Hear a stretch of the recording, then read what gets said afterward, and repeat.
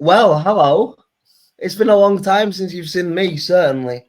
And yeah, so my name's Aaron, in case you forgot that. We are The Deck, and we are back with a National League podcast for the forthcoming season.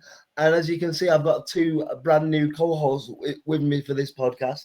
But before we go to the new season, we wanted to kind of just round off our thoughts and opinions on what has been one of the craziest National League seasons in a long time. And we're going to do that by doing a ranking system of our thoughts on each team's performance, which I'm sure will get a lot of engagement and sort of talking points. So I'm very excited for that. But before we even get to that, I will introduce the new guys to you. So straight in the middle of the screen in front of me, we've got Mark. Mark, do you want to just introduce yourself? How are you feeling about being on this podcast? And yeah, tell the listeners a bit about yourself. Yeah, very excited to be on the podcast. I mean, the National League has meant a lot. I'm a Macclesfield FC supporter, was a Macclesfield Town supporter before we went under. And we've been National League winners under John Askey. Hopefully now we're in the National League North under Robbie Savage. Yeah, it's just exciting times, for everybody, really. I mean, we'll be one of the teams to beat next season, and why not? Why not? We absolutely cruised the Northern Premier League Premier Division last year. Some might say, well, with all the money you spend, we don't spend that much, Yeah, despite what people, I think despite what people think. sometimes with the like name of a big owner, people just kind of put two and two together and think that the money just is just there. And sometimes I'm not saying Robbie Savage doesn't have money, of course he will, but it's not like he's got endless pot of money. But anyway, that's a discussion for another day. So on the right of me, we have Craig. So hello, mate. This is the first time that me and you are having an interaction. So I'm excited to be working with you for sure. Do you want to give a little intro of yourself? Absolutely. It's a pleasure to be here. I'm Craig. I'm a Braintree Town supporter, and I've done about 14 commentaries for DAZN and National League TV today. So if you have listened to and watched any of the games there, you may have heard my voice. I've done York, I believe I've done Barnet when they came to Crescent Road as well. So you might recognise my voice from that if you've tuned any of those. I've followed Braintree for 15, 20 years, and not up the right divisions that used to be known, all the way up to the Cowley brothers, almost getting us out of the National League, and to the little drop before COVID. But Angelo Harrop came in, steadied the ship, got the playoffs, got the playoff victory, which I'm sure everyone tuned into against Worthing the year before, and then they consolidated this year eventually under Steve Pitt and stayed up on the final day. So I'm delighted to have Braintree in the National League for another year, and being delighted to be part of this pod, and hopefully get some really good interaction to meet many new people who have similar experiences of the National League as I do. Absolutely, mate. That's what it's all about. And I was absolutely chomping at the bit to bring this podcast back because it's been mine and Lauren's baby, if you would, for the last 2 seasons. And but we needed some extra support and extra hands. So I'm happy we've got that now. And yeah, I'm excited to see where it can go, definitely. But lads, shall we address the massive elephant in the room? Because as you can probably see with around my neck right now, you will see a scarf and a football kit. Actually, anyone that has listened to this podcast last year knows I am a massive Oldham Athletic fan, and this Sunday just gone, I think one of the greatest days of my life, certainly the greatest day of my life in football. And yeah, just unbelievable scenes. I mean, I'll throw it straight back to you guys to start with, but did you watch the game? What did you make of it in terms of a spectacle? And then what did you make of Oldham's performance? Mark, I'll come to you first. I watched it after I got home from work, but I was keeping up with the result. And when Oldham went 1-0 down so early, I thought, oh, have they met their match here? And as soon as I thought that, it quickly got into the 1-1, and then it turned into a masterpiece of a playoff final. I mean, they knew what was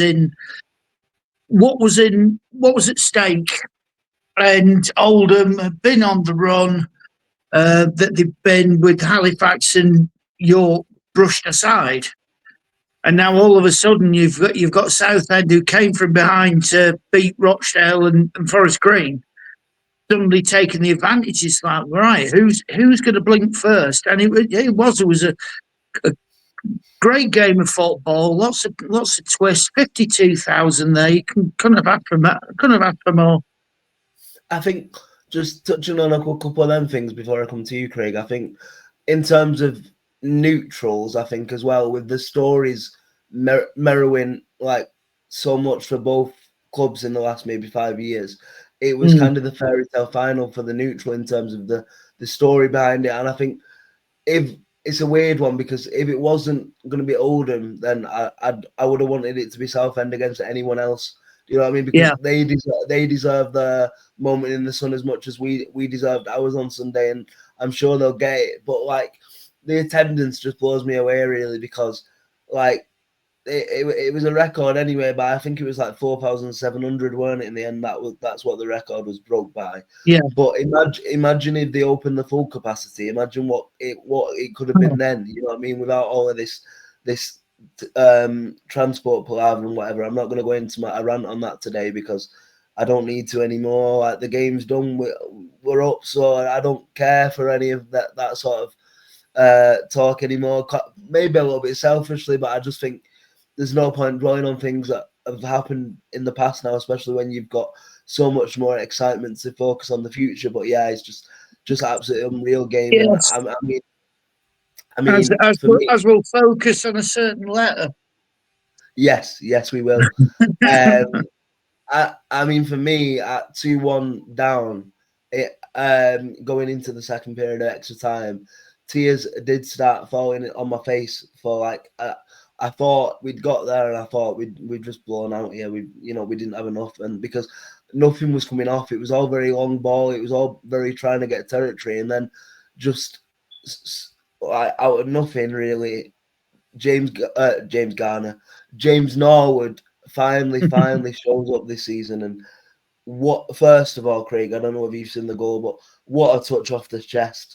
What a little knock past the keeper, and talk about composure. To do that in with 10 minutes left of the game, it's unbelievable, isn't it? Yeah, it's what he's made a career of, and like you said, he probably hasn't shown it this season as much as Oldham fans would have liked, but he's a big man for a big moment there for you. I think we have to flash back a couple of minutes before as well, when I believe it was Walker for Southend cut inside and probably should have just rolled it in the bottom corner to make it 3-1 and job done for them.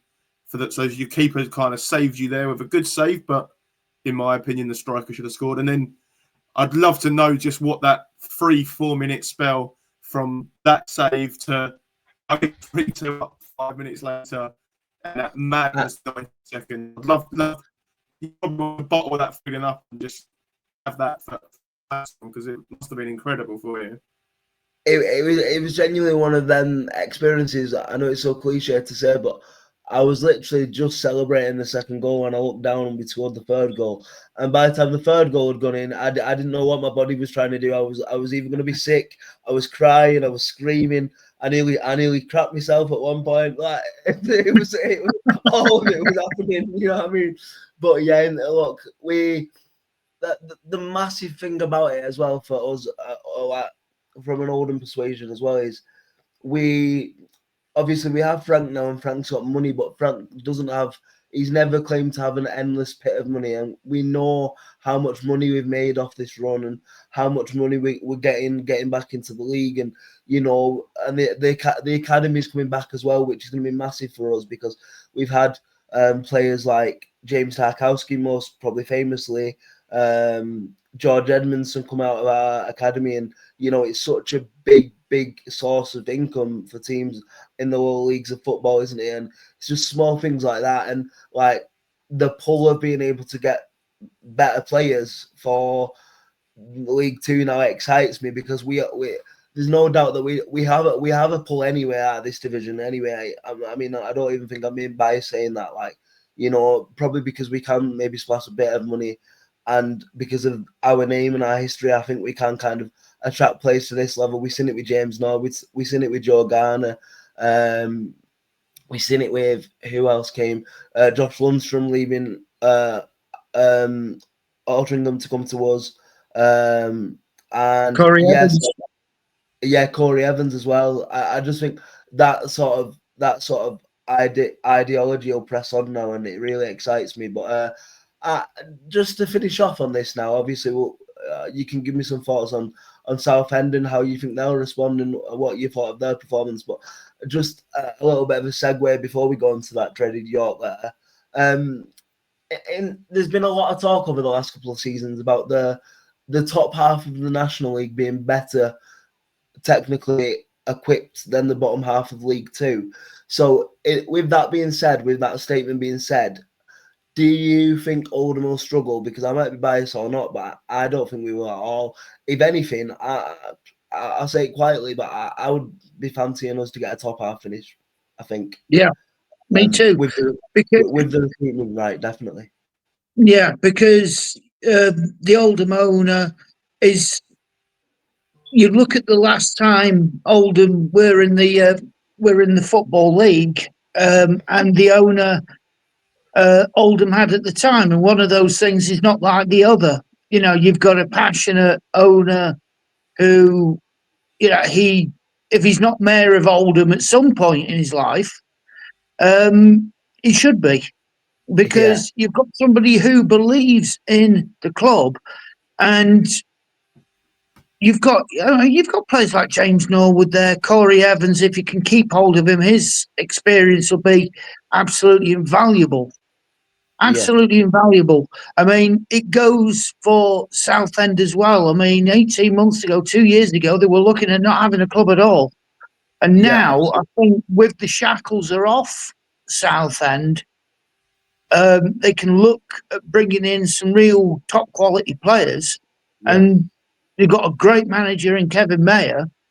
And I think, you know, it wouldn't be too terrible a season if they reach the playoffs again. Yes, you're right. You're absolutely right. Craig, what is your sort of opinion on that statement I made just a few moments ago about the gulf narrowing between League Two and the National League? Is it something that you agree with?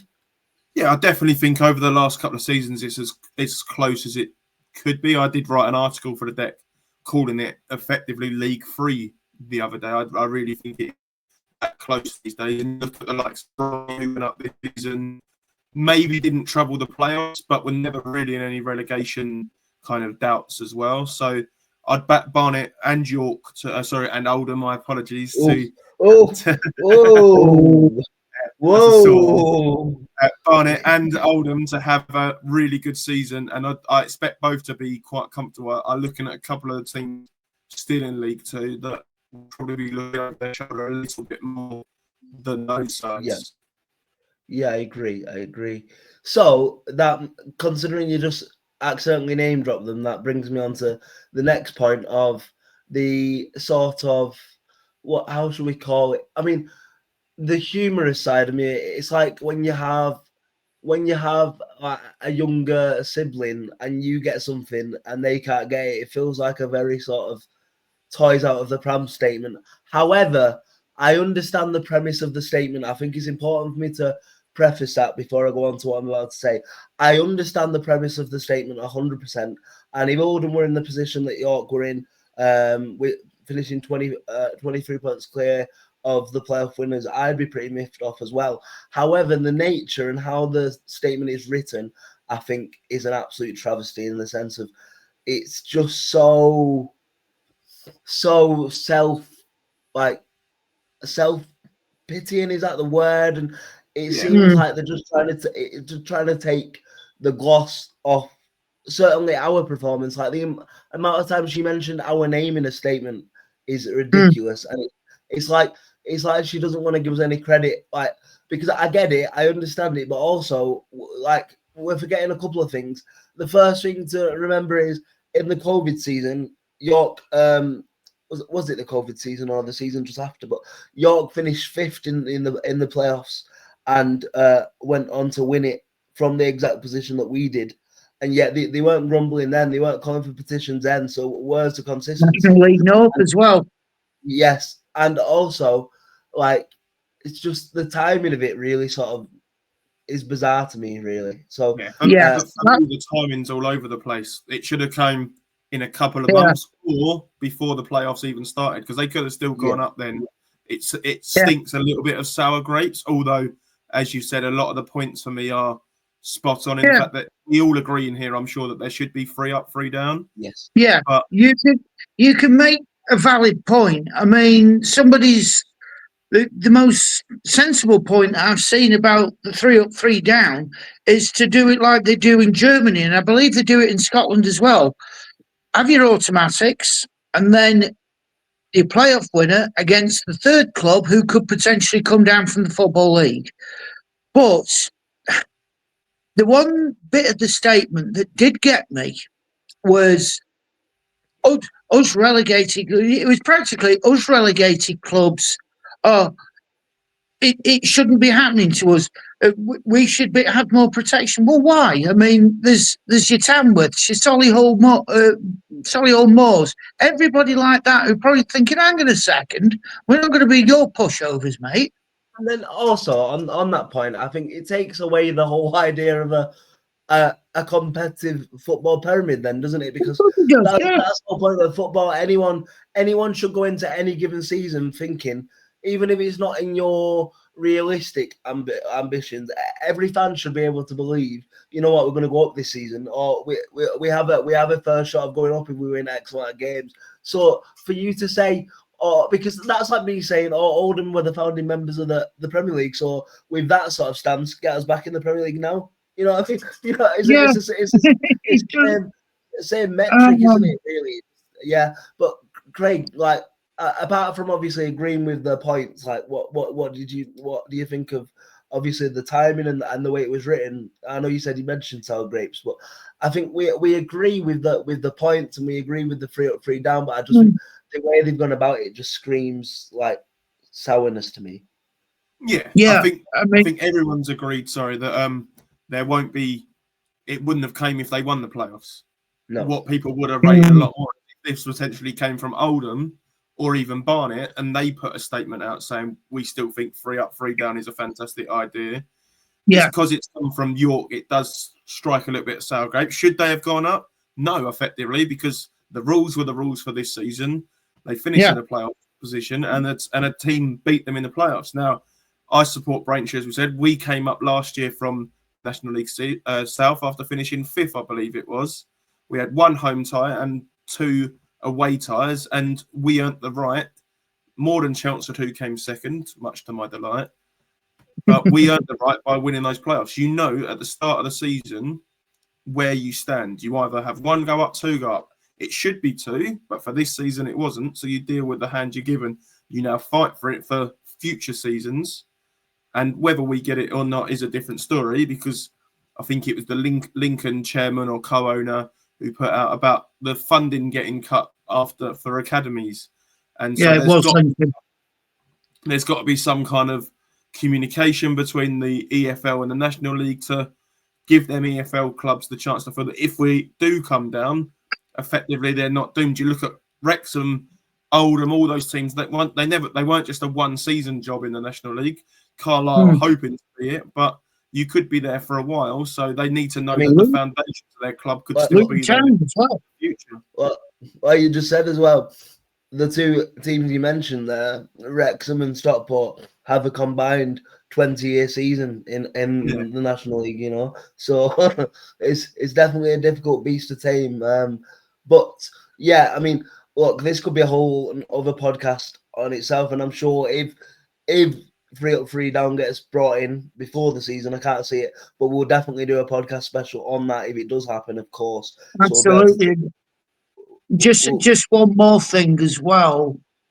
If you've not prepared to win a football game, you are going to get beat. And York got absolutely. I think it was the manner of the way Oldham beaten, because they took the game by the scruff of the neck and never let go, and York never had any answers. yeah. So here's your thing. If you know what's at stake here, then you treat it like it's the final already. And York didn't do that. They just didn't do that. And now it's this is not fair. This is not fair. Hey, life ain't fair sometimes. You got to prepare to be absolutely on it. Absolutely. Just While we talk about the playoffs, can we discuss the timing of the playoffs?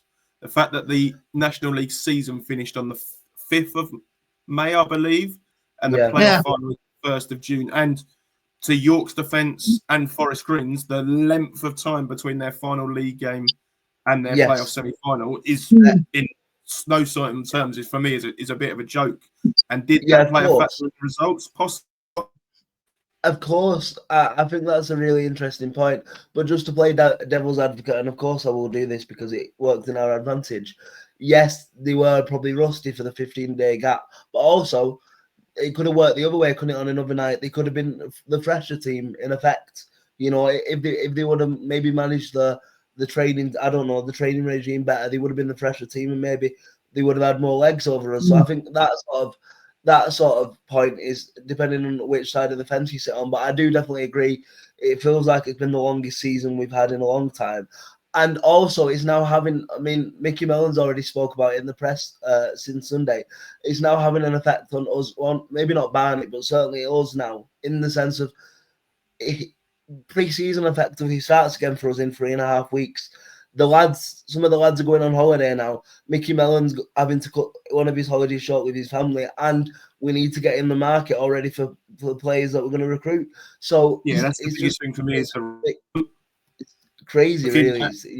At Southend, who didn't know what division they're going to be in until late Sunday, they obviously probably had lists with targets for if we go up, if we don't go up, but probably no concrete talks as such. And it's, for example, Sutton, who knew what division they were going to be in probably 3-4 months ago, you're probably going to see Sutton potentially start a lot stronger than Southend. And you just flashback to Solihull Moors from last season, obviously losing playoff finalists. Well, if anything, this season they were looking over their shoulder a lot more at the drop rather than the playoffs again. So was that an impact for them that they missed out on the playoffs?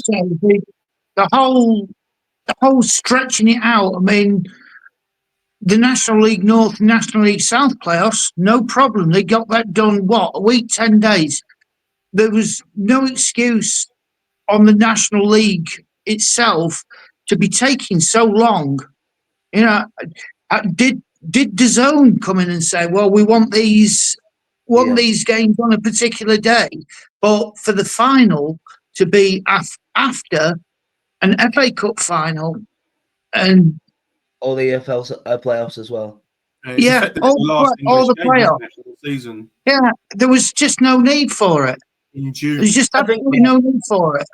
The only thing you could say that probably counterbalances the argument of teams not being ready, especially, I mean, we have to go to a window, so that'll be more interesting now, and that makes me so buzzing to say that we actually got a registration window back. I know that sounds weird, but you know, it feels more proper to me now. But that was my counterbalance argument, is that there's no real transfer window in the National League, is it? So if Southend do want to splash the cash, they could do it all the way up to January if they needed to catch up. You know what I mean? So I think that's the way to look at it. But before we go any further, and like I said, if you listeners would want to hear more of this sort of open sort of discussions, let us know, and we'll maybe do a couple of like one-off topic based episodes in the summer, because obviously we've got content planned and a couple of deep dives into certain teams and stuff, but we're going to have a bit of time in summer to kind of experiment with what works and what doesn't before getting into a proper like structure for a weekly episode. So let us know what you like and what you don't, and we'll try and accommodate it happening here at the Deck National League. But with that being said, boys, are we ready to get ranking the National League season team by team? Yep. Absolutely. Bring it on. Now, before we do this, I think we all need to agree on the sort of the structure. Like, how are we doing this in terms of who are we ranking first? Do you want to go alphabetically, or did you want to go league positions? The thing is, going league position, I think it's going to be obvious in it, because the higher you go up the table, the higher your grade's going to be, isn't it? So I think we should go alphabetically. Yeah, alphabetically. So that's how I wrote my notes, so that'd be perfect for me. Let me pull up the table in front of me first, and then I can try and work the alphabet on a hungover. I have got it in front of me. So the first team would be Aldershot. Right. Okay. Hmm. So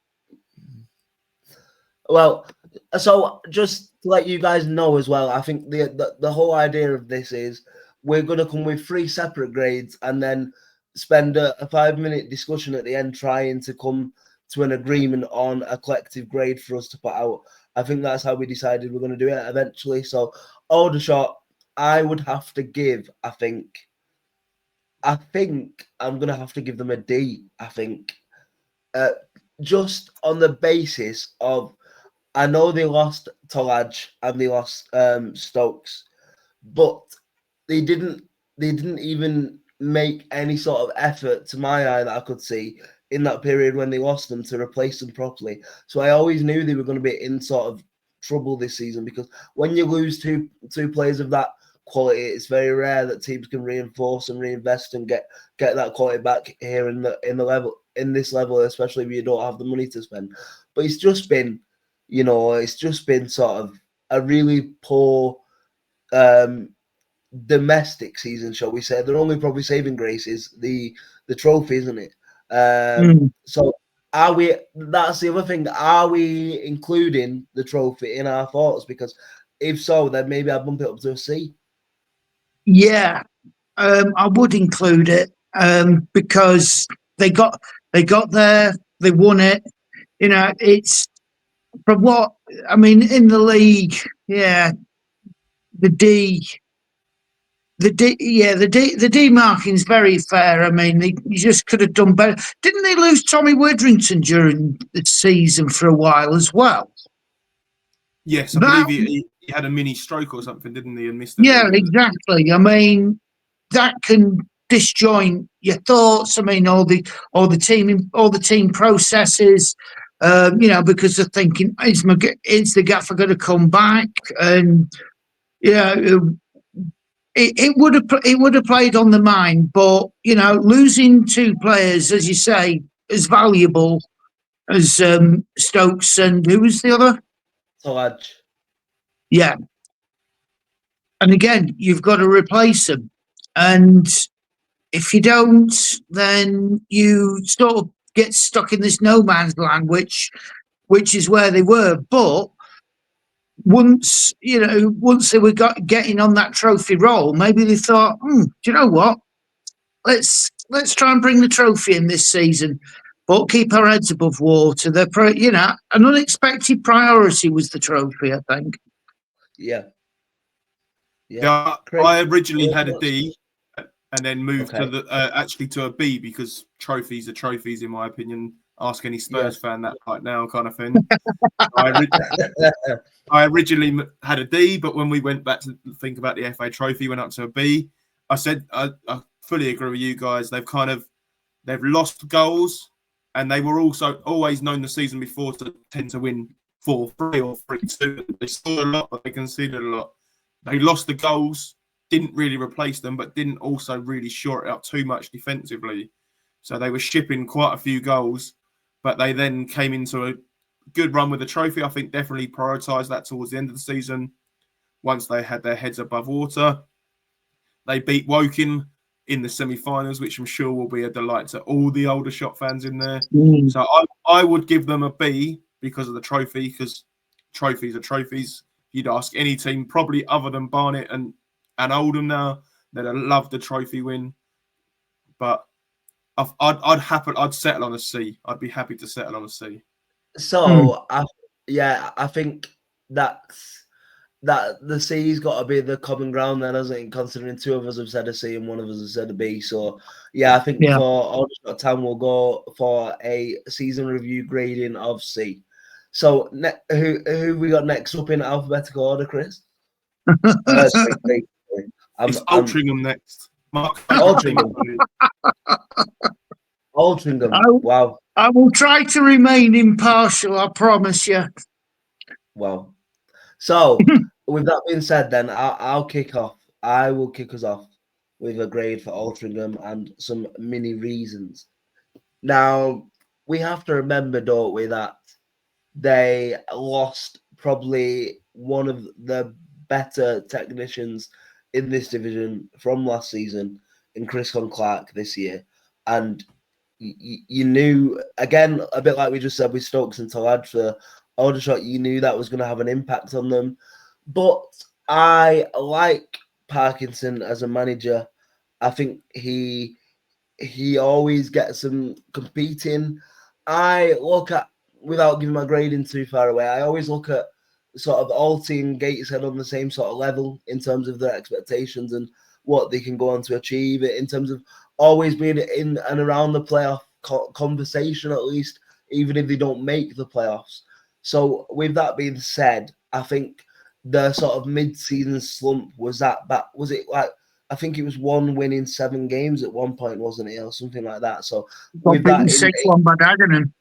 Yeah, with that sort of included, I would probably give Alty maybe a D again, I think, because they don't have a trophy or anything to kind of bump that up. So yeah, I think I'm going to go with a D. Craig, I'll come to you first because I feel like Mark's going to have some serious heat on his opinion. So I'll come to you first. Yeah. So the biggest thing for me was I was looking at the last year's league table as well to see kind of where they were, and I think they may have been slightly a surprise package to get in the playoffs last season, and obviously couldn't get out of the seat after their defeats in there. So they'd probably be looking to repeat that. And as you've said, I feel like I'm repeating a little bit. They've come up short, and at times they look like they could knock on the door, but were never quite really there. They were kind of consolidated to high mid-table in the end, 9th place. So for me, they'd be middle of the road, C/D. Nothing too spectacular. Never troubled by relegation. Not really knocking the automatic door. Probably haven't replaced their best player well, and we'll have to see. Obviously, it looks like they're going to have to try and do that again this summer. So yeah. I would be happy with a C, but I wouldn't argue against the D. Let's go, Mark. D. Because yeah, D, because the loss of Ethan Ross to injury, and that's one of the reasons why I rate Ethan Ross. Very good goalkeeper. Mac played them in the trophy. And some might say, well, if it wasn't absolutely tipping it down and Mac didn't have 10 men, we could have had a very even game, but we matched them with 10 men. But, I mean, if you kept Regan Linney and Alex Newby nullified, then you've always got a chance of beating Altrincham. But if you've got Ethan Ross in goal, then that task just becomes a little bit harder because he's a class goalkeeper. And when he got injured, it took away a bit of a security blanket for them. But I'm going to get some stick for this, but I really don't care. I just didn't see any other pieces of quality in that Altrincham squad that could actually help them. You know, go just one step further. Regan Linney is now gone. Alex Newby and Ethan Ross, if they don't sign new contracts, they'll be gone.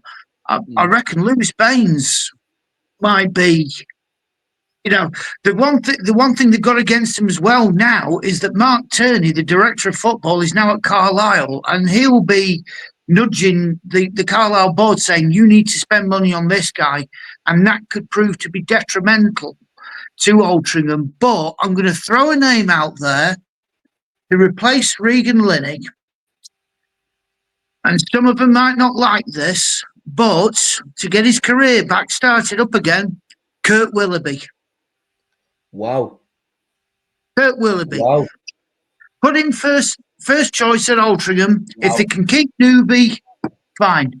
But Willoughby needs to get going again. And I think Altrincham might be the place for him.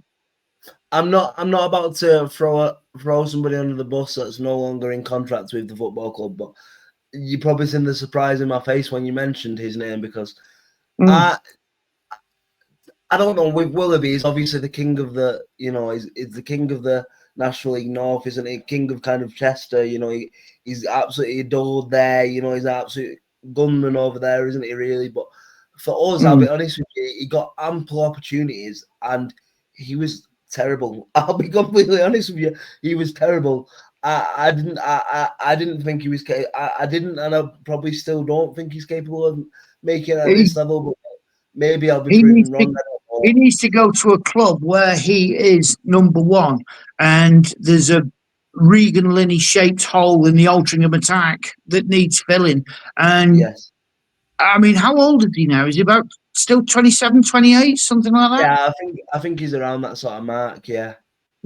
Why not? I mean, take the gamble. Parkinson took the gamble on Chris Concock. He took the gamble on Regan Linney. Yeah. Yeah. So why not? Why not? It'll help. It'll benefit both sides, I think. Yeah, fair shout. Now, next up, we're going to start kind of. Well, obviously, we'll have discussions, but we're going to start kind of maybe seeing if we can group some of these together and kind of pick up the pace a little bit, just so we're not on a podcast for 2 hours, because we've got another segment at the end of this that we want to fit in as well. So, Craig, do you want to give us the next team, and we'll see if we can fire through it? It's the champions next, Barnet. Oh, there you go. A star.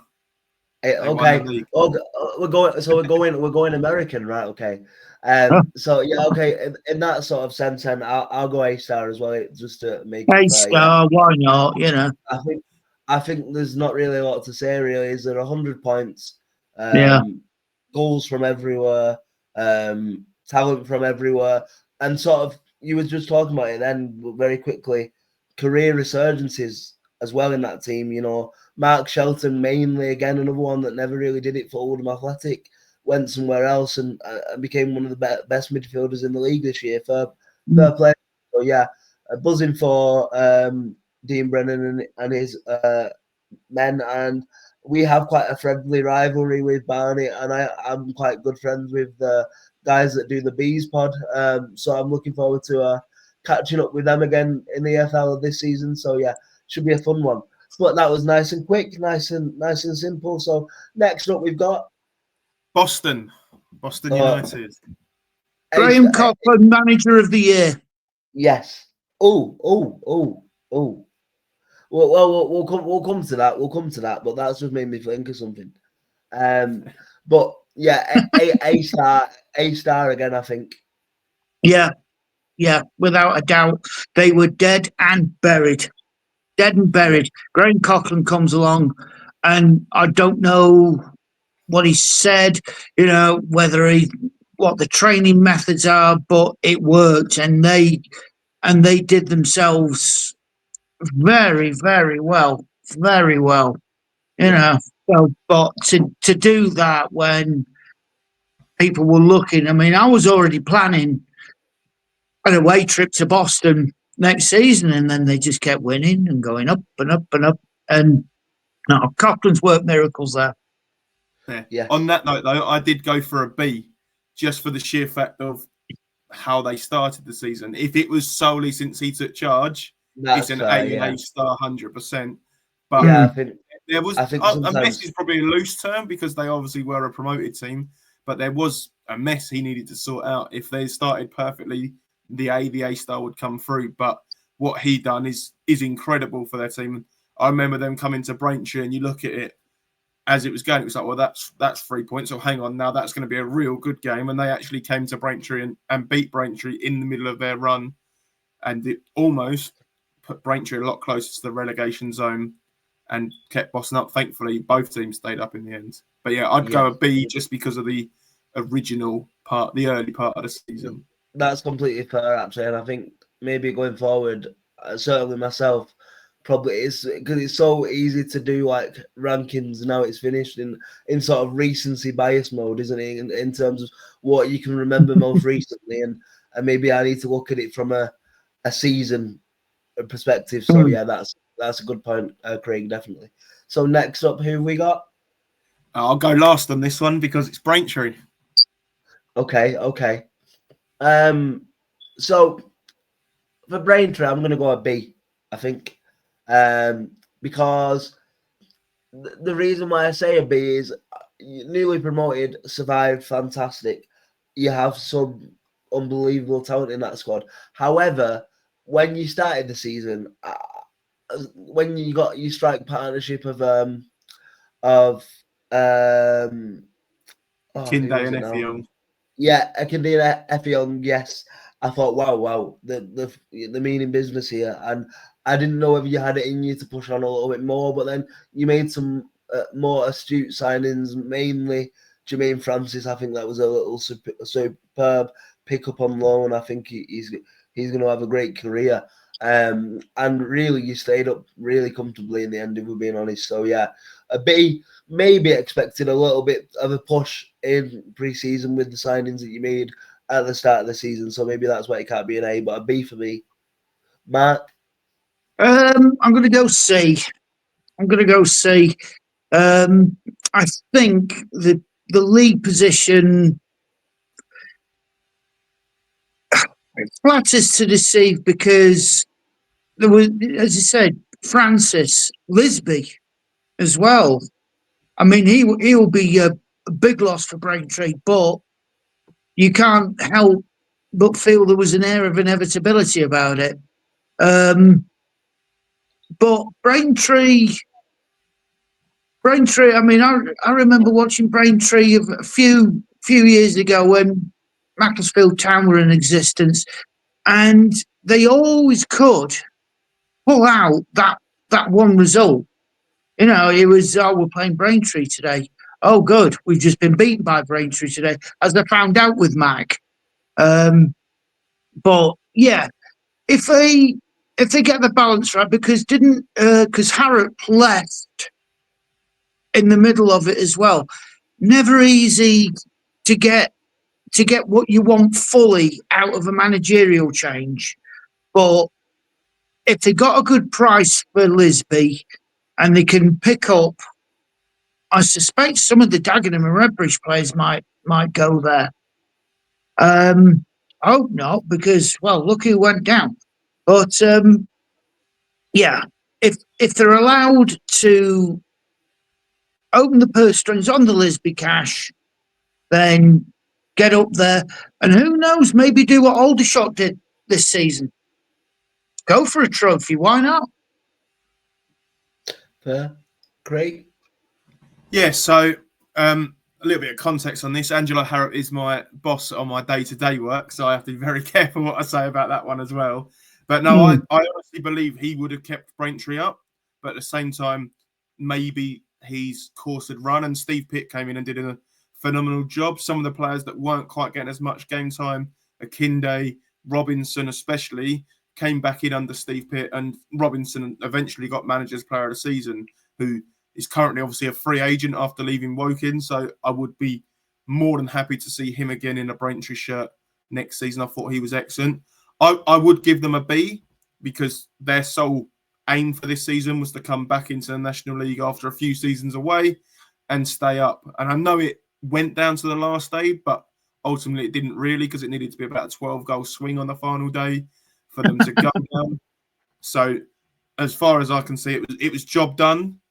A very, very thin squad of about 9 to 10 it looks like they're going to retain at the moment, I believe. Obviously, nothing's confirmed at the moment, but a heavy reliance on loan players.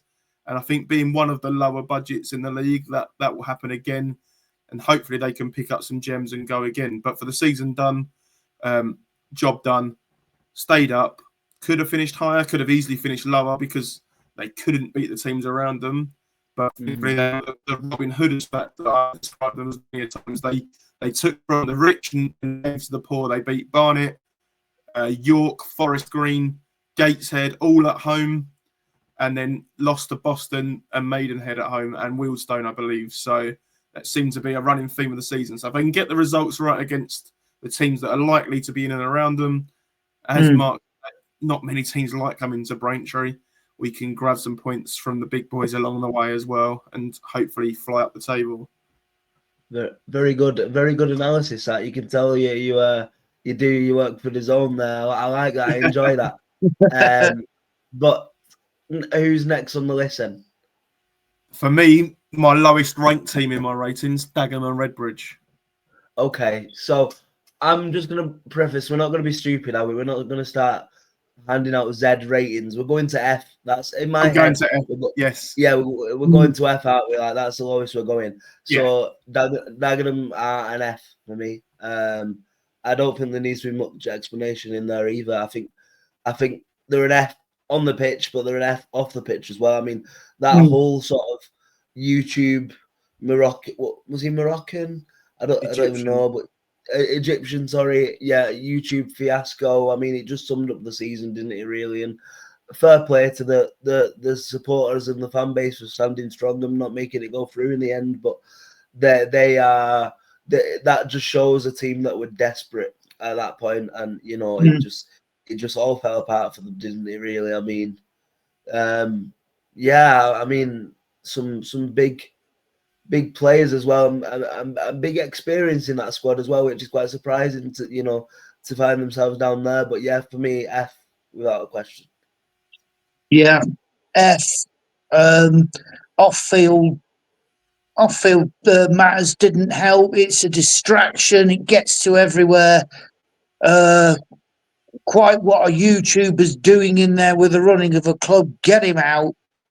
There's no need to be there. But I think the shock value of who it actually was as well. Dagenham and Redbridge, one of the biggest names in that league, and they've gone. But it just puts up the old adage as well that no club is big enough not to get relegated either. But didn't they get relegated with I think it was the slightest level of goal difference, wasn't it? -1. I think you're correct, Jess. I think you are. Scored about 60 goals and conceded 61. That's the slightest goal difference ever in a relegation, I think it is.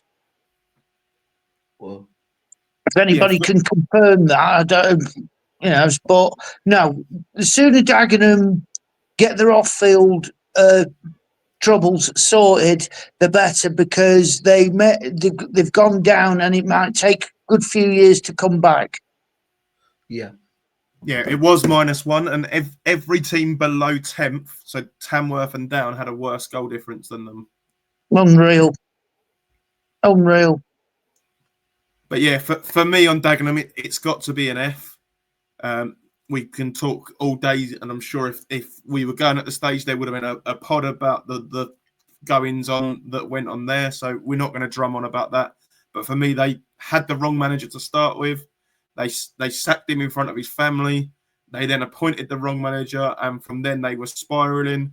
Whilst Braintree, Boston, Wealdstone, even Maidenhead to a degree were picking up points, they were sliding further and further down the table, and eventually it caught up. And they played Braintree their second to last game, and it was a 0-0 draw, and you didn't even really sense that they were throwing everything at us. I think they were scared to lose rather than actually going to win that game to go and make themselves clear. And eventually, obviously, drawing to Solihull on the final day was the final nail in the coffin of probably, for most of their fans, the most disappointing and angry season for everything that they've had in a long, long time. And And you do hope they bounce back, but it doesn't feel like it's going to be easy to get out of that National League South next season as well.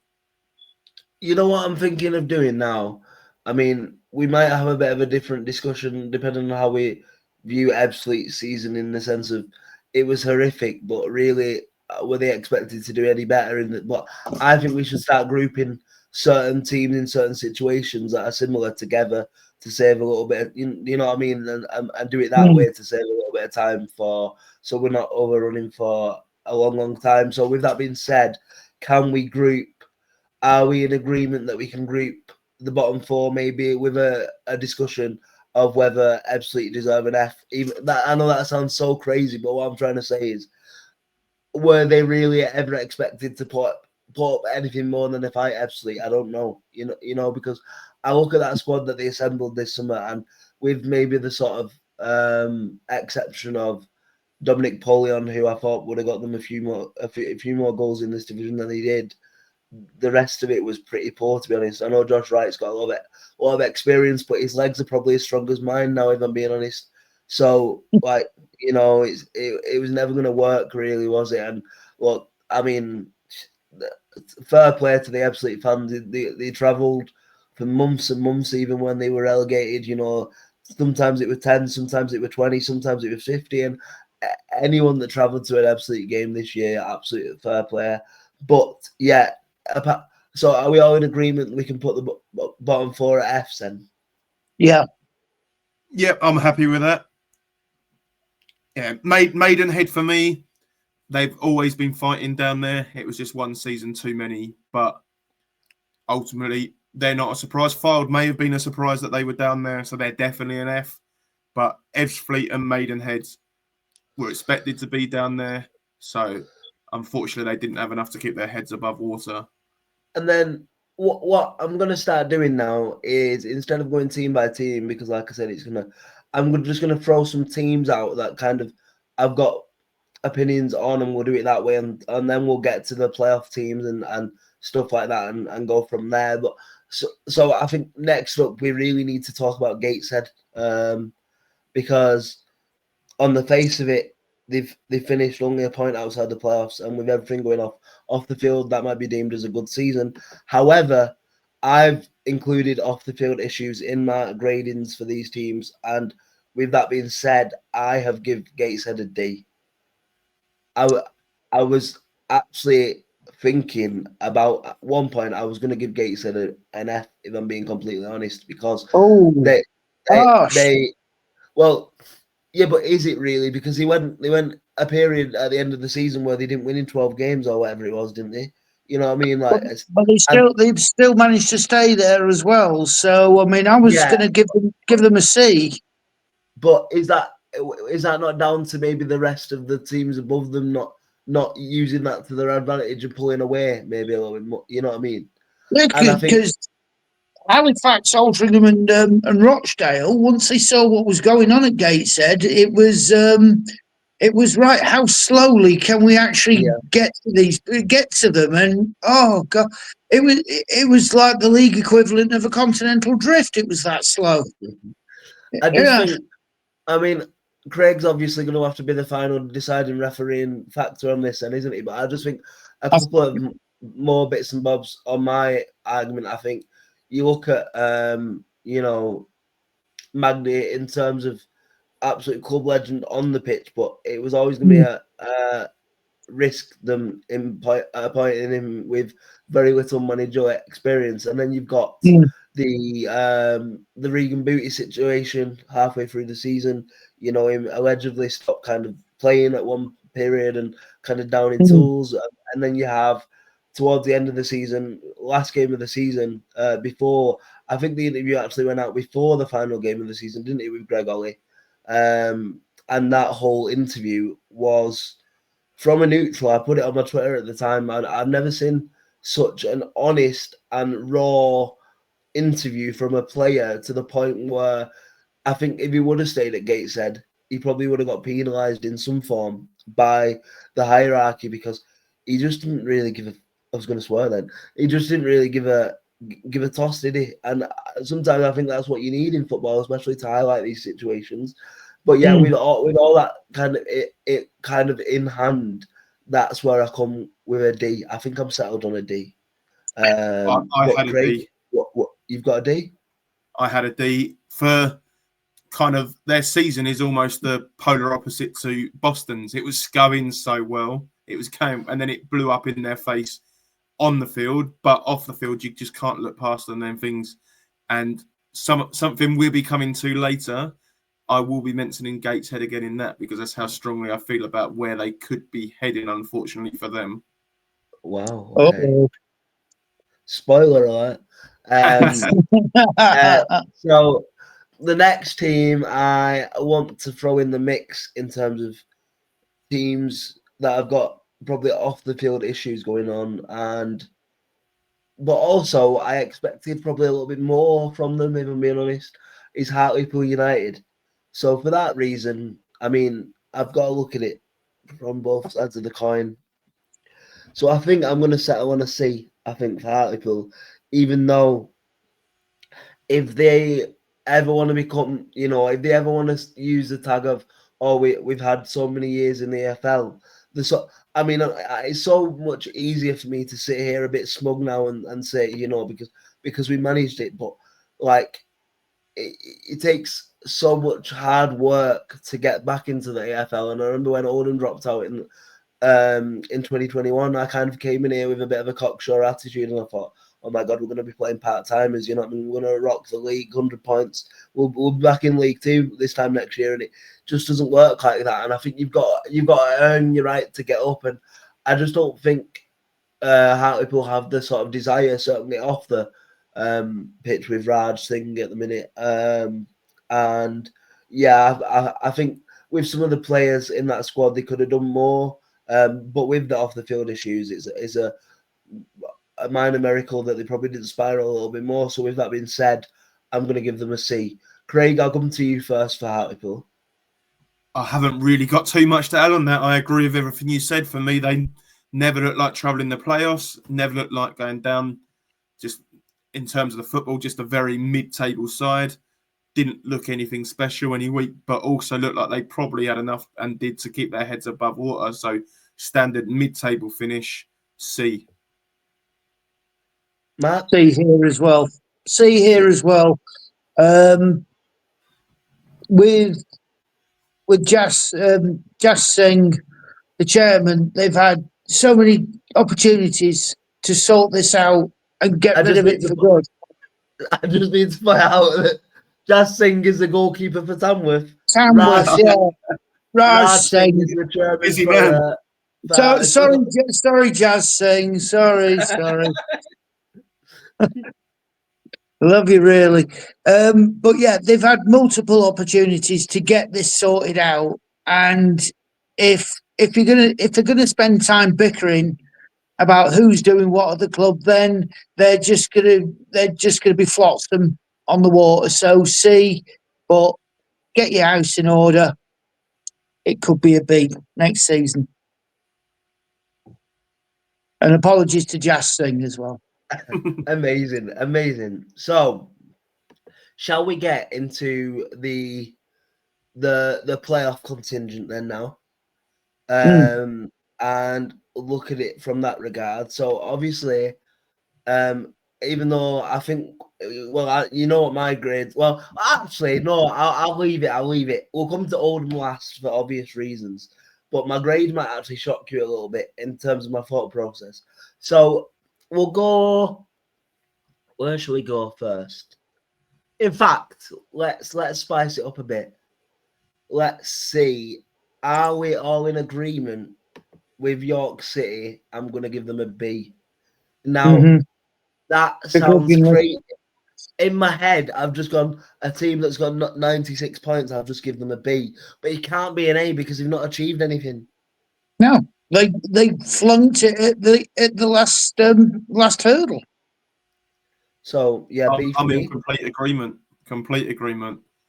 And I weren't giving A's out for fun.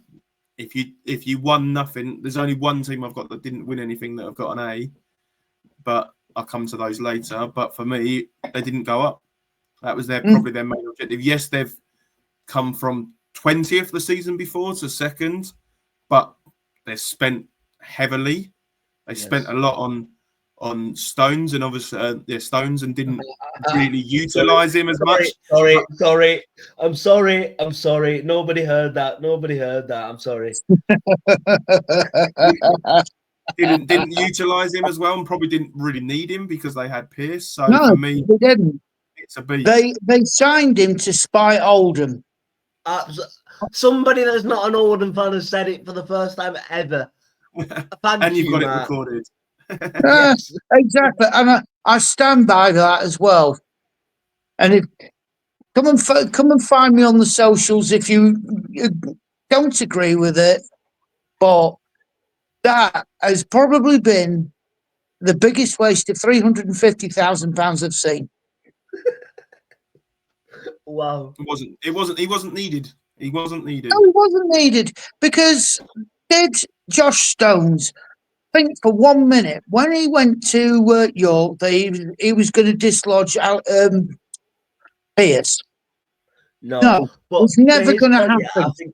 I think if I'm a young kid at 20 years old and the fee, I must stress from so obviously I'm a journalist by trade and I have a few sources here and there. So from what I've heard, the reported fee is actually nowhere near what the actual real fee sorry, I'm having a coughing fit.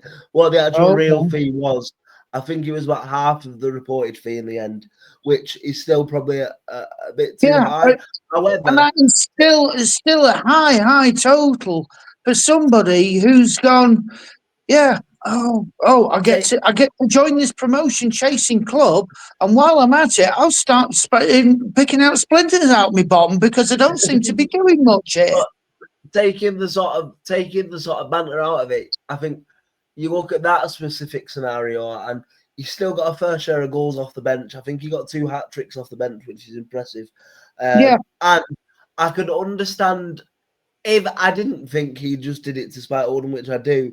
I could understand the signing in the sense of he's a young, hungry goal scorer. He's only 20 years old. You know what I mean? He's probably going to get a lot better. So I can understand it from an investment point of view. But in the sense of trying to get them up, if you're not going to play a 2-striker formation, then it was never going to work.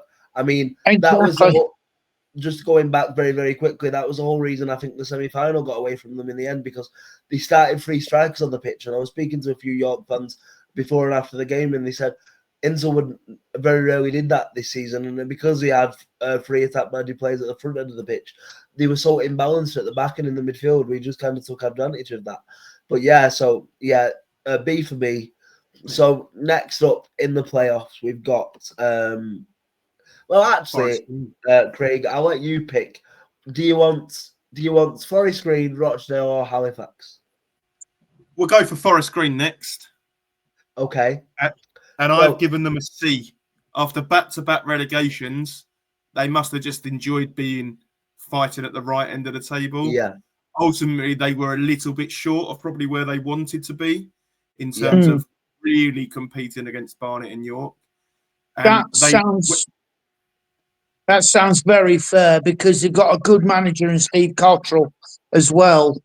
And whether people like it or not, Steve Cottrell will be getting him up there next season, and you can have a look and say, yeah, I've quite fancied them to win the league. But Carlisle might just have a little saying that. But no, I like Cottrell as a manager. He's got the experience, and he'll be more determined now to think, right, I didn't get it this time, I'm going to get it next time. So see all the way. I muted my mic to take a drink and then I forgot to unmute it. That's how long it's been since I've hosted a podcast. I'm in agreement. I think C is fair. The only thing I would say is I think stylistically, I think it's a difficult one because I don't think Forest Green have impressed me that much with the football that they played this season, in the sense of I think they've got some great young talent. You know, Bunker, McCann, but it was very. I think the semi-final defeat to Southend proved that they are a very one-dimensional team, and they can't mix it up when it starts going wrong. In the sense of they had Christian Deutsch on the bench, and he didn't get on in 120 Yeah, minutes of football. that's what I found very strange about that final as well. Semi-final. He could have so easily won it. I mean, Osadibe, when he came on, brought a smile to my face with him being an ex-Mac player. And Yeah. the words were, "You watch, you'll probably go and score now." And wouldn't you know who won the pony? He did. And but to think, for all the praise I've just given Cottrell, the decision not to put Doidge on was a bit of an odd one because he would have got you a goal. Yeah. So I think C's for Forest Green for me, and they would have been higher if the chairman could take a bit more banter about the Oldham fancy dress towards the end of the season. But again, that's just me having a bit of fun. So next up, then, shall we go Rochdale? D. I was going to say I'll start because I'll get it out of the way, but Mark's on early there. So you know what? I'm actually, what do I do here? What do I do? You know what? I'm going to take a page out of Craig's book from before. I'm going to have my Rochdale supporting friends come to me and ask me if I'm feeling all right now, but I'm going to give Rochdale a C+, I think. Just because it's the first year of their ownership.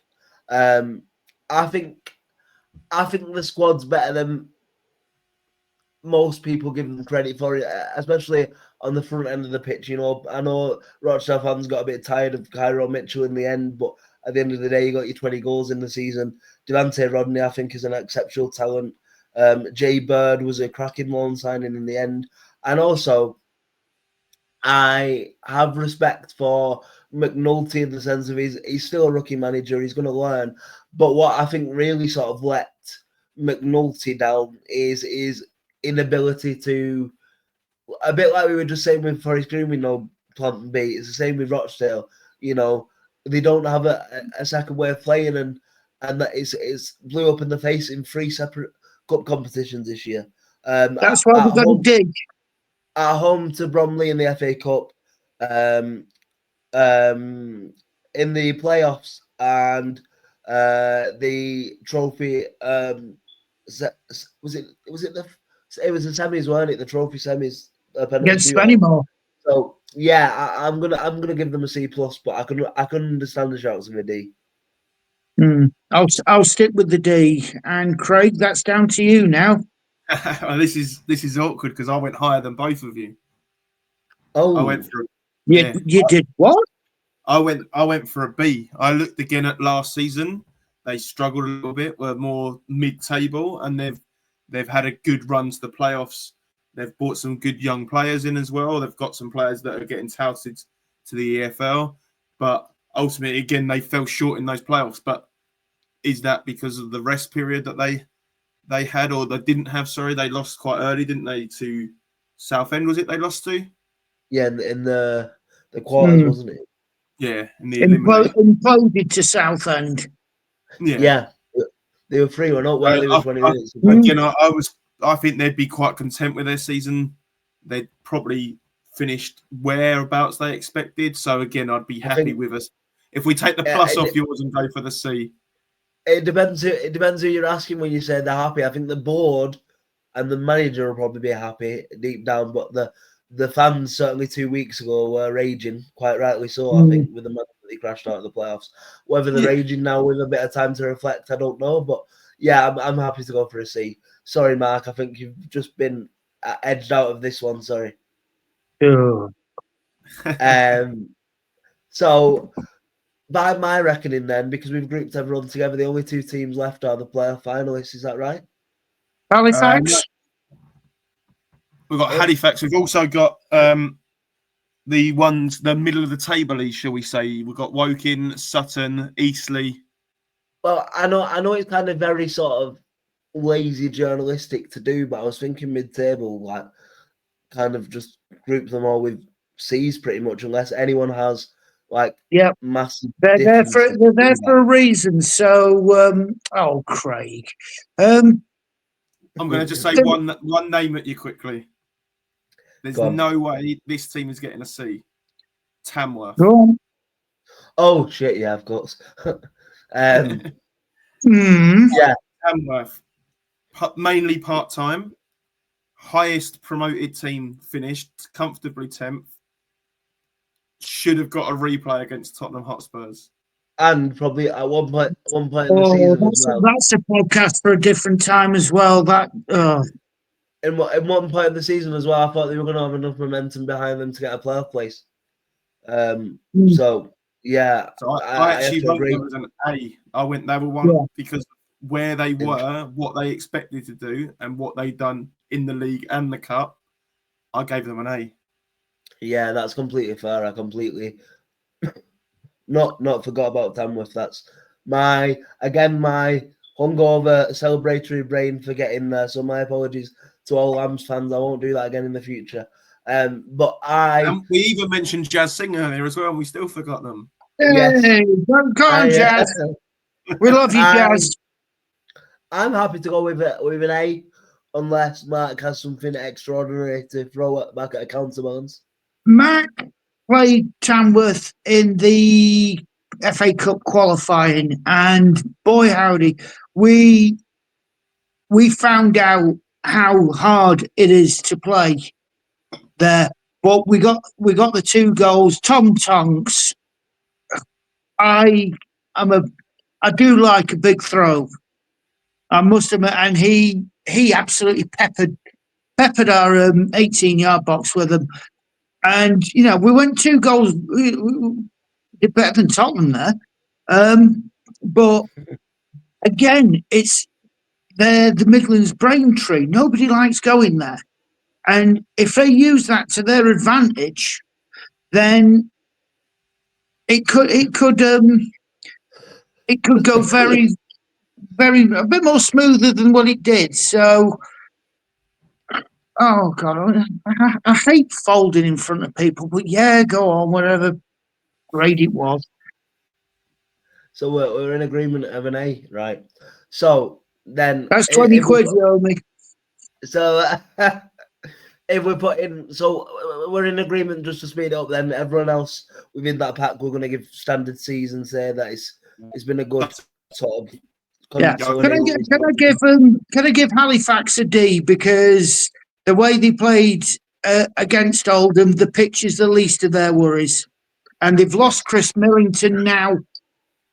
They've just lost their main central defenders to Barnet. Jack Evans has gone. Oh boy, if again with Altrincham, if they do not replace them with good quality or up and coming youngsters, down they go. Yes. And then we won't have to worry about an EFL pitch. Just very, very quickly, because I think he'd be a bit angry for me not to mention it. Our social media man, Callum, is a Solihull Moors admirer. I won't say fan because he supports Coventry first and foremost.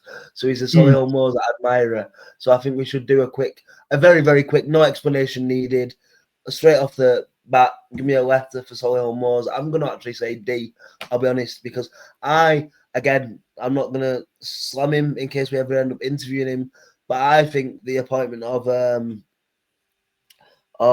his name slipped out my head. Matt Taylor. Yeah. Matt The appointment of Matt Taylor was the wrong one. And I think some of the football he played towards that back end of the season was catastrophe. So for that reason, I'm going to give Solihull a D, I think. Craig? Exactly the same for me. They did the Dagenham downfall as well, the Dagenham slide, but managed to get out of it just in time to keep their head above water, and could have been easy enough for me, but a D. Matt? Well, I'm glad there's been a unanimous decision because I actually put them in my fourfold to win the league. Wow. So yeah, Wow. there's That one up. if there's anybody out there who wants a team jinxed for next season, put in the comment below who it is, and I'll put them in my accumulator. I tell you what, with a behaviour like that, I'm quite happy I'm off the 4th tier fever.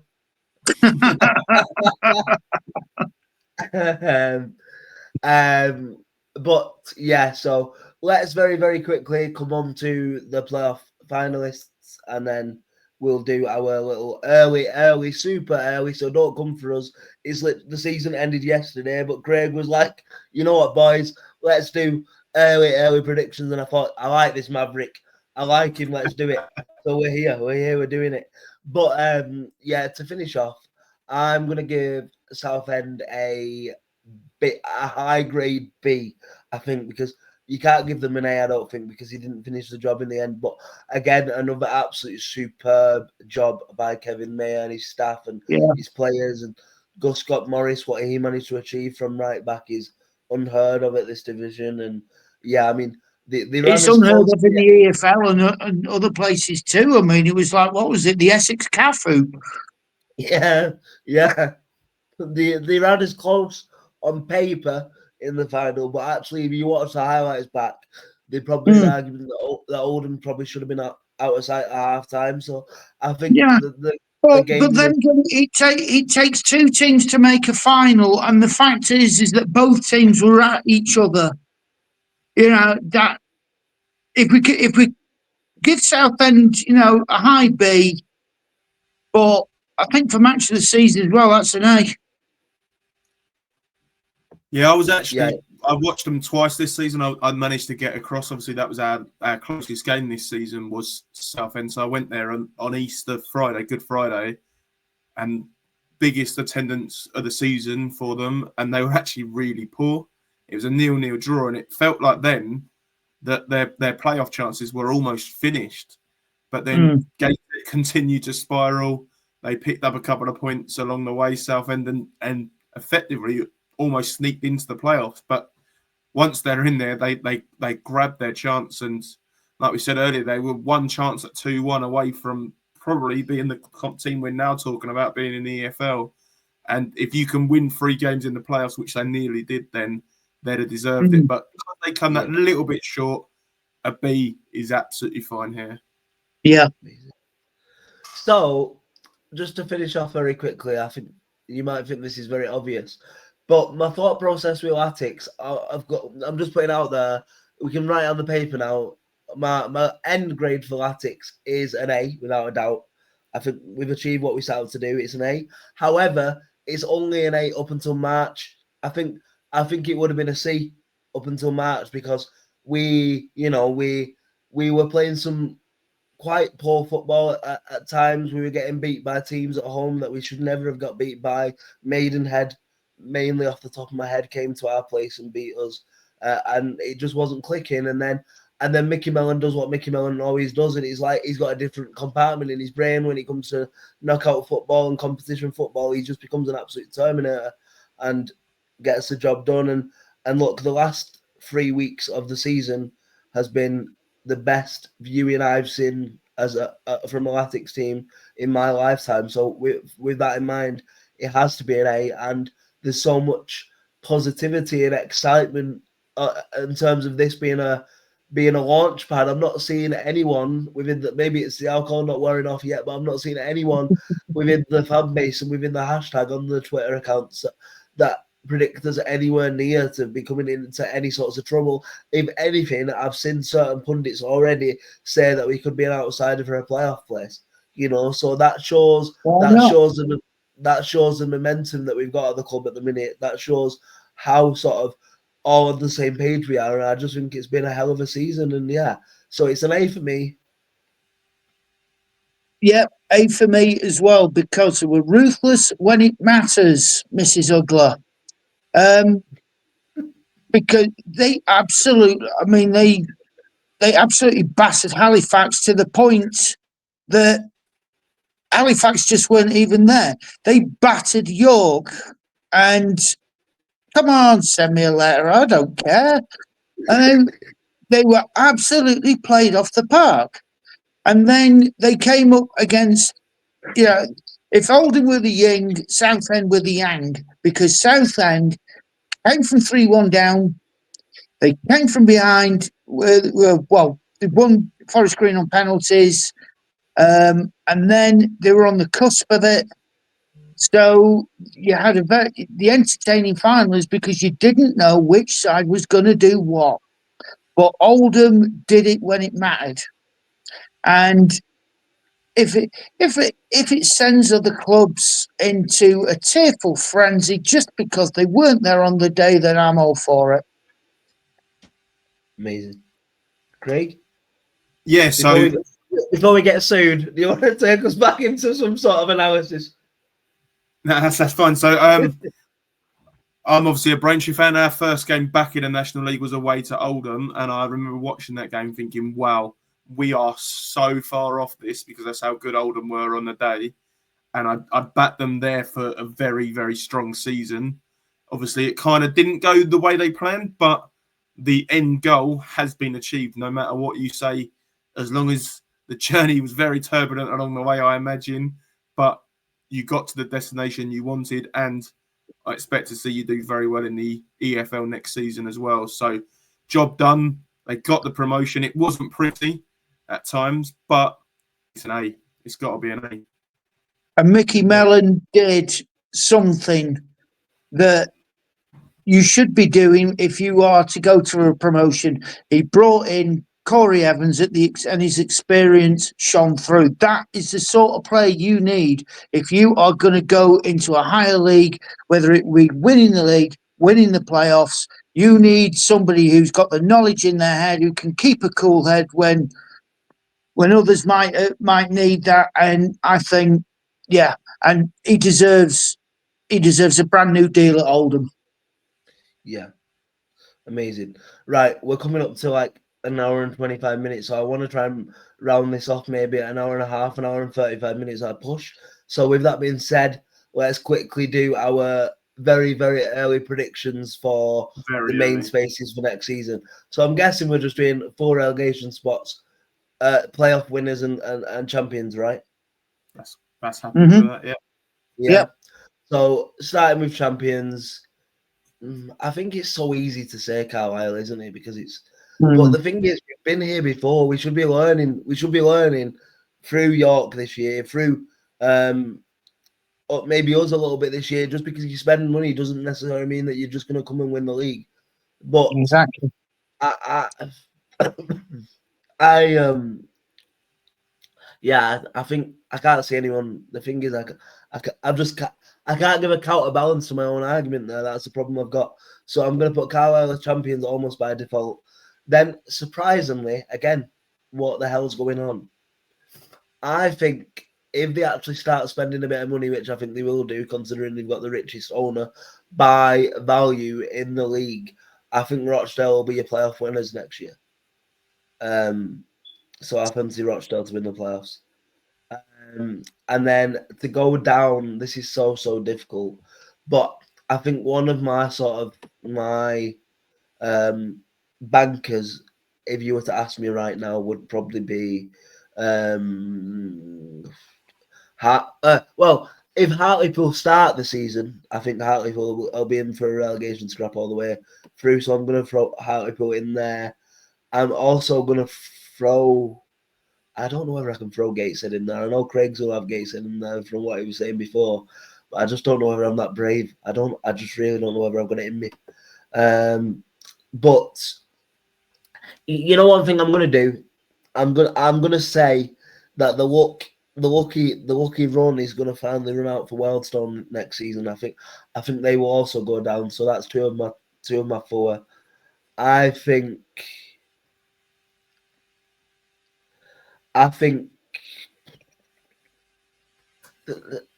see, there's so many teams there that could go either way in this division next year. You just don't know.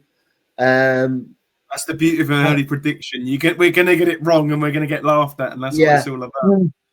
Okay, I'm gonna go balls to the wall here, and people are gonna be like, "What the hell? Get him out of this division," and I'll go happily.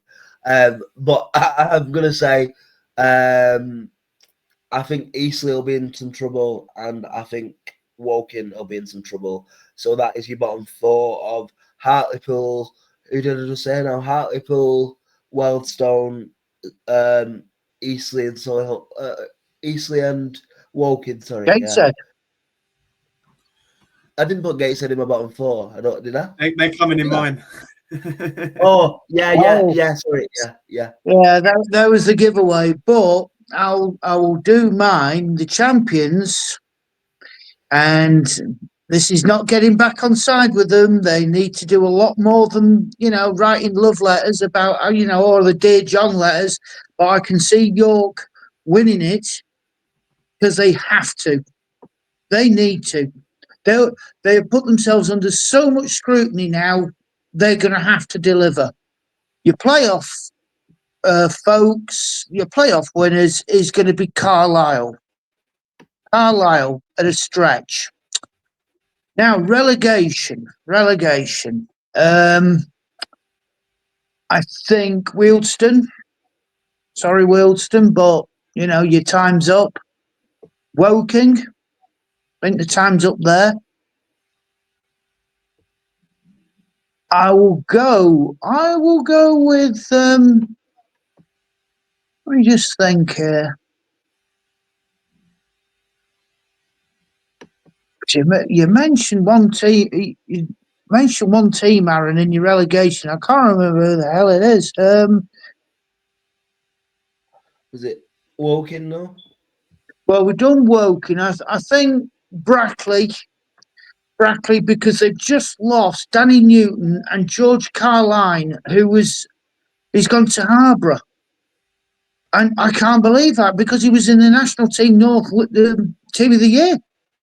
And they've lost too many of their excellent players from that squad. So I think Brackley will go down. And this might not surprise the fans. Morecambe. I think they'll do a Scunthorpe. The only reason I didn't put Morecambe in there, a bit like my reasoning for Hartlepool, is I think there's a real case that neither of them sides could actually start the season. So if they don't start the season, they're not going to be here to compete, are they?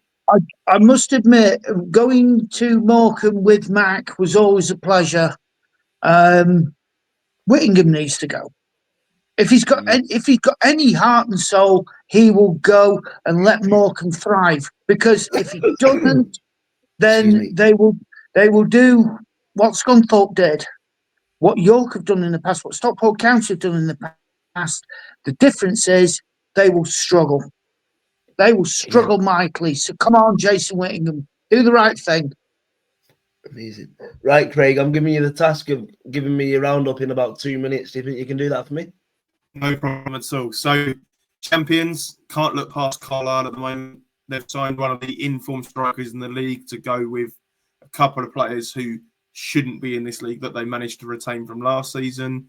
The manager himself is going to do a fantastic job, I've got no doubt. Maybe a slow start for them, but I think once they get to terms of the National League, they fly with it. Unless someone like York or Forest Green start on fire, I think Carlisle will eventually catch them and win the league. I do back Forest Green. I think Cottrell's will be able to get a tune out of them, that they will be Carlisle's closest competitors and then will win the playoffs. Going down, I think the unanimous one for all of us is Wealdstone. I agree with Mark with Brackley. I think the step up may be too much for them. I also going to go for Gateshead. Sure that's not a shock to anyone who's been listening for the last hour and a half. But I think they've hit that downward spiral and I can't see them getting out of it.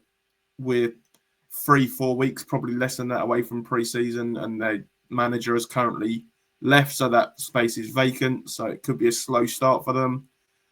And the fourth one's the one I've been on the fence with the most so far. I've like a few of the teams you've mentioned. I'm pleased no one's mentioned Braintree, but it could be a tough season for us again. I do expect us to be in and around that area. But the final one I'm going to go for. Well, I'm still debating it as we're talking. I'm gonna go for Woking. I'm gonna join you guys on Woking. But there's many teams in there that could be 7th or 8th and competing for the playoffs or down the bottom. Yeah. That ultimately, and I think a good way to finish is the beauty of the National League.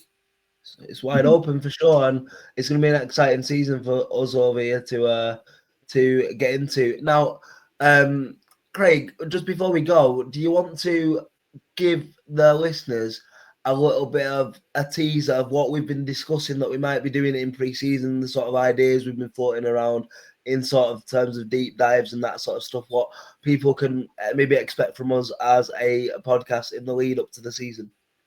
Yeah, absolutely. So I'm sure the guys will touch on it a bit more, but we're going to deep dive a lot of the teams, a lot of the transfers, little pre-season review on each team's transfers, revisit these predictions and potentially laugh at ourselves even when the season hasn't started, when a team's made some really good moves or some moves we don't think are so good. We're obviously keen to get some viewers on and discuss with them. We're hopefully going to be getting some senior figures around the National League on as well to discuss with them, some managers perhaps. Obviously, I spoke about my connection with Chelmsford City, who are National League South big spenders at the moment. They're moving quickly, so I'd like to get Angela Harrison at some stage. So I'm sure this pod's going to have some exciting times over the summer and leading into next season with predictions and reviews and a chance to just get some viewer kind of comments and all of those kind of things as well. Yes. And the final thing I would like to say, for anybody wondering, the parents of the National League Natter podcast, as you know, have come across together on this podcast. Just Lauren's schedule is very, very busy at the minute, hence why she's not here. But she will be here with the lads at various points throughout the season, and she's looking forward to getting back into it. Yeah, we wish her very well on her finals that I believe she's going for at the minute. Her finals at uni. Take a much priority at the moment. So, if nobody has got anything else, that has been your. I've got one question for you before we go, believe, sir. Me? On gun to the head right now, where do Oldham finish in League Two? Before we even made any signings. With this current squad, I'd back us anywhere from 12th to 10th. That shows you how much faith I've got right now, because I think some of this squad will get retained, obviously, but I think quite a lot of them will leave, and again, I don't want to make this podcast too long, but I think the really interesting one will be the ultimate decision on what we end up doing with James Norwood, because it's so difficult for me, because I was literally having a drag race with him at 11 o'clock last night around the football club, and we were having the time of our lives. But from a purely football business decision, I think that is a fairy tale ending for him in an Oldham shirt. I think that is a fairy tale ending for the fans as well. And considering he's on an alleged $5,000 a week, or he has been on the duration of his contract, I think there's so much money that can be used elsewhere if we were to let him go. But it would be done with tears in my eyes. So I think it all comes down to the release retain list in the next couple of days. Come back to me and I'll give you another answer in the group chat in a couple of days. But right now, I think we survive very, very comfortably 10th to 12th. Yeah. Excellent. So with that being said, I've been Aaron. In the middle, there's Mark, and to the right of me has been Craig. This has been your first episode of the National League reboot, and until the next one, we'll see you soon.